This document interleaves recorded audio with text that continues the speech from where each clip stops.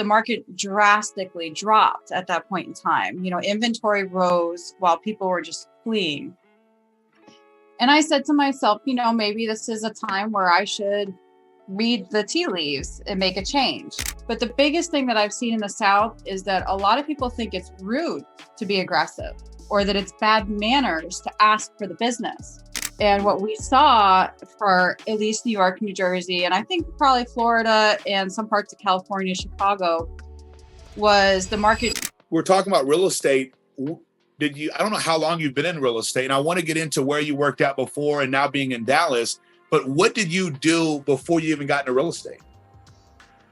That's a great question, Chris. I worked on Wall Street as a personal assistant for, his name is Jacob Friedman. Some of you have probably seen him on Squawk Box or MSNBC. He ran United Capital, which is a REIT in Manhattan. And how long? I did not want to become a stockbroker. As a new mother of twins, I was really kind of not sure what I wanted to do, but being in that environment, I met a lot of developers and builders, and real estate just kind of gradually happened. That's cool. So you saw the opportunity in that other field to jump into real estate. I think I got lucky. I think you got lucky. I'm getting lucky. I think I got lucky. I just met the right people who were like, girl, come over here and work. And I was like, all right, let's try it. I love that.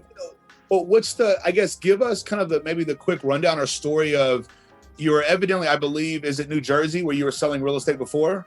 Yep. I'm licensed in New York, New Jersey, Florida, and now Texas. Awesome. I started off in the luxury market just because that's what you see on TV. So you think it's cool. Yeah. And what luxury means to most people is doing about 4 to 5 sales a year. I'm glad you laughed. And for everybody else out there, a lot of people who call themselves luxury realtors are low performing realtors. Yeah. They get a few good sales and then they call it quits and go on vacation. So there's a few very talented luxury agents like Josh Barris, the Jills in Miami. And these are people who are doing what we're all doing, prospecting, but they do it at a very high level, a different price point. So it's a different approach. I started off in that arena. I worked on the sales team of Zaha Hadid's 1000 Museum in Miami, Florida. Okay. And I kind of created this very unique niche of selling second homes and vacation homes to people who lived in New York and New Jersey, in Florida, and other markets. And I did that by utilizing referral partners. Okay. And so did you start off in New York, New Jersey, and then you went down to Miami? Is that how that happened? I was always in New York, New Jersey. I was just selling second homes and vacation homes to ultra high net worth individuals in New York and New Jersey. I love that. Did that bring you down there a lot, or were you able to kind of do that predominantly from up there? Oh yeah. I probably didn't need to go to Miami as much as I was. You're like, I'll go to that closing. I'll go to that closing. That's fine. That's the one. Exactly. I think that's exciting. So when COVID happened, there was a major shift in the highly densely populated markets. And what we saw for at least New York, New Jersey, and I think probably Florida and some parts of California, Chicago, was the market drastically dropped at that point in time. Inventory rose while people were just fleeing. And I said to myself, maybe this is a time where I should read the tea leaves and make a change. And I had quarantined in the South with a friend, and I realized, this sounds so silly, I started door knocking. I didn't have a license in that state. I just wanted to see what it would be like. And like how people's reaction would be, you mean? I set 2 listing appointments in it like an hour in a state that I had no license in. I love that. So I realized like how easy it would kind of be if I went somewhere else. I don't want to call it easy because it's not easy, but a lot easier than where I'd come from.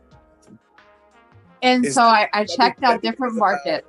I'm sorry, is that because of how like that New York or New Jersey that like, I guess, is it because of how people are with each other? I was just watching like Seinfeld last night, right?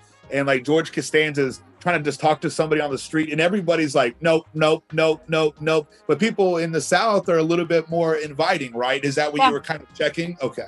Absolutely. So there's a lot of different reasons why I would say it's very easy for someone who's trained in that type of environment to make it in a different environment.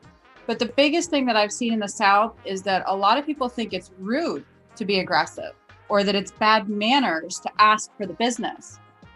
So if you're someone who's already comfortable with that, I mean, the world is your oyster in a market where you're in the Yeah. South or things are just a little easier.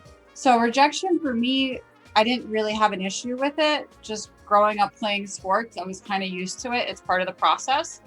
Yeah. I do think that for a lot of women, a lot of you will have difficulty with this because you're just not used to being rejected.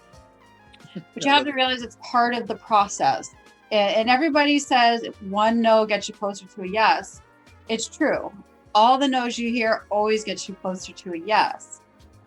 So how did I overcome it? Well, the first time I took a listing appointment from prospecting, I think my check was like $13,000, right? Yeah. Oh. That $13,000 doesn't exist without the 800 people told me to go F myself before that. Yeah. So you just have to keep in mind that every time you fail, you're getting closer to the person who's going to appreciate you, need you, and want your help.